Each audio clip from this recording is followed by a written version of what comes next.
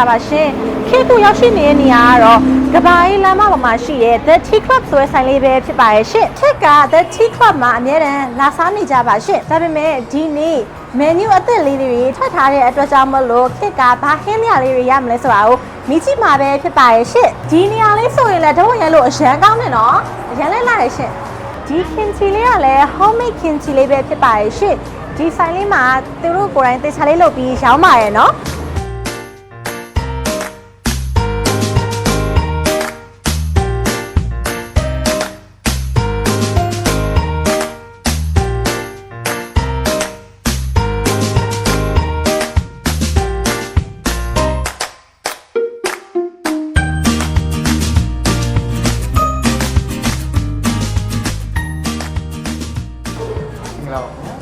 ခက်ကဒီဆိုင်လေးမှာအများတန်းပုံမှန်လာစားနေကြဒါ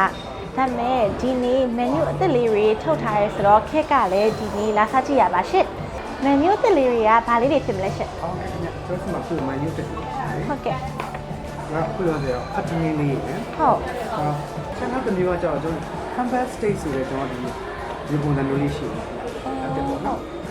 သူကတော့ပုံမှန် piece မဲသားနဲ့အောက်မှာတော့ mashed potato နဲ့အပေါ်ကတော့ sticky rice ပေါ့ဒီကလေးတော့နည်းလေးအလုံးလေးကြောတင်အောင်နည်းလေးကင်ထားပေးရမှာပေါ့ဟုတ်ကဲ့ပါရှင်ဟုတ်ပြီးရင် barbecue sauce နဲ့ဆန်းစားကဲတရားလေးလေးမိစားကြည့်ဟုတ်ကဲ့ဒီနေ့မှာဆိုရှင်သူတို့တဲ့ hot ဖြစ်နေတဲ့ဟာလေးပေါ့နော်ဟုတ်ကဲ့ hot list ဆိုတဲ့ဟာလေးရယ်ဒီ hot list ထဲမှာရောဘာပါလဲရှင် mango ပဲအဓိကထားတယ်ပြီးရင်ကျွန်တော် paprika ပါမယ်ဒီ masala ပါမယ်ဟုတ်တော့ဒီ spicy ဖြစ်မဲ့နေရာပေါ့နော်ဟိုကမျိုးပြီးနဲ့ပတ်သက်တဲ့ဟာဟုတ်ဒါဆက်ပါဘာအမုံလေးလဲငါတို့ကရက်စားလို့ပေါ့နော်ဟုတ် masala ပေါ့ဟုတ်ကဲ့ဟုတ်ကဲ့ရွှေရှိမယ်ပြပါဒီပေါတာပုံစံမျိုးရှိဟုတ်မလိုက်လုံးနေလေရအော်ဒီကလေးဘယ်အဆဆာမလဲတော့မသိဘူးKK's favorite ဒီ mushroom pasta လေးကိုစားမှာပဲဖြစ်ပါတယ်เนาะစပြီးတော့ cheese တွေအများကြီးပဲတကယ်လုံးဝပြည့်ပြည့်နစ်နစ်ပေါ့နော်ဒီတက်ကြီးစားကြပါအောင်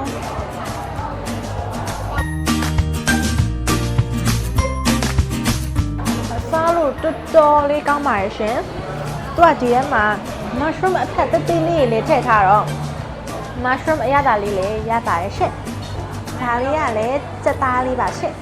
ဒီစက်သားကိုကြတော့ဖြစ်တော့ကြော်ထားတာလည်းမဟုတ်ဘူးပြုတ်ထားတာလည်းမဟုတ်ဘူး grill လုပ်ထားတာပဲဖြစ်ပါတယ်ရှင့်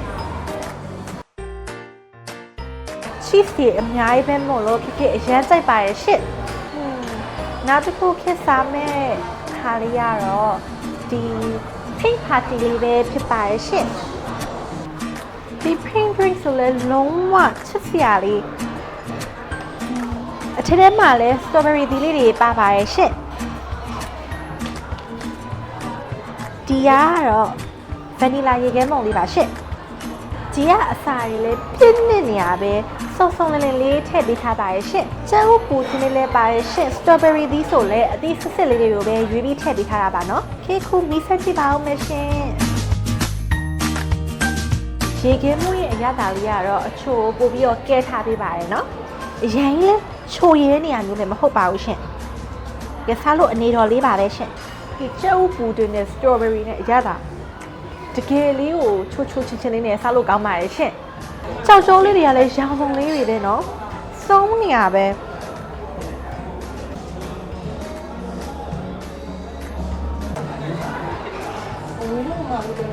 ဒီဖက်သမင်းလေးက parrot နဲ့ထုတ်ထားတဲ့အတွက်ကြောင့်အနက်လေးကတင်းနေရပဲဒီကတော့အခုအားရပါရဆွဲပါတော့မယ်ရှင့်ဆိုတော့စက်သားရအရမ်းမာလို့စားရတကယ်ကောင်းပါရဲ့ရှင့်စက်သားအတုံးအကြီးဆိုပေမဲ့လုံးဝနူးညံ့နေရပဲရှင်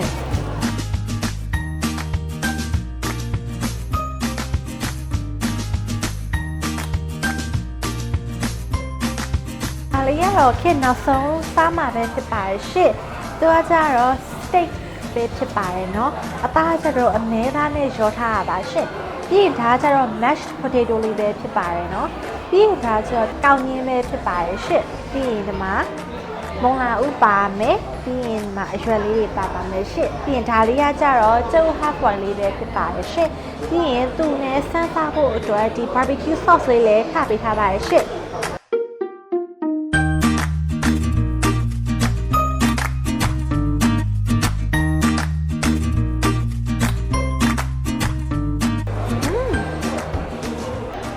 အသားလေးရဲ့အောက်က mashed potato ရှင်နဲ့လုံးဝ light ဖက်နေရော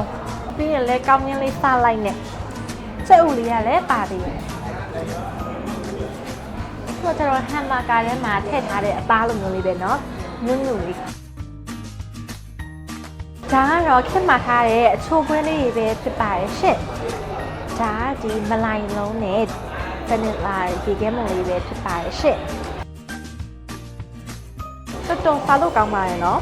မလိုင်လုံးလေးကချွတ်ချွတ်လေးနဲ့ဒီကဲမုံလေးကလည်းအဆင်ပြေနေရဆိုတော့ဇက်ထဲမှာအရသာဘလို့လဲတော့မပြောတတ်ဘူးเนาะအရှမ်းဖိမိနေပါရဲ့ရှင့်ကြည့်ပါအောင်မလိုင်လုံးကလည်းအကြီးထည့်ထားပေးတာဒါလေးလည်းခက်ကြိုက်တယ်ချွတ်ချွတ်စိတ်စင်လေးဆိုရင်အရှမ်းကြိုက်တာပရိသတ်ကြီးတွေလည်းဒါလေးတွေလက်စားကြည့်ကြည့်ပါเนาะဖိကတော့တော်တော်ကြိုက်နေပြီခက်ကအခုနန်မျိုးအသက်လေးတွေလည်း try ပြီးသွားပြီဆိုတော့ဘက်ကအရန်တင်းသွားပါပြီရှင်အဲ့တော့အေးပြေအောင်ခက်ကဒီ hot lips လေးကို try ကြည့်မှာပဲဖြစ်ပါရဲ့ရှင်နာမည်လေးကလည်းအထူးဆန်းလေးနော်လှုပ်ထားတဲ့ portion လေးကလည်းလုံးဝတကယ်ဆွဲဆောင်မှုရှိရဲ့ရှင်ဒီအမုံလေးတွေကတော့ paprika ပေါ့နော် paprika အမုံပြီးတော့ဒီမှာငရုတ်သီးလေးလည်းအလှဆင်ထားပါရဲ့ရှင်